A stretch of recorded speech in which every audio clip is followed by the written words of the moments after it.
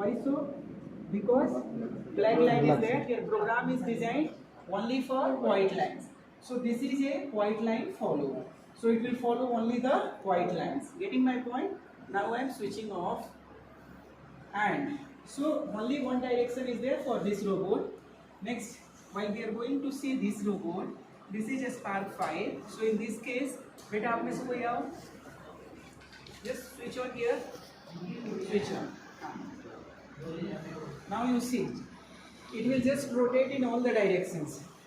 Is it getting rotated? So it is rotating in all the directions. Okay. Whereas this robot is following only the straight line. Am I right? Similarly, next another one robot. Sir, वहाँ से line ले लीजिए. Mahendra sir.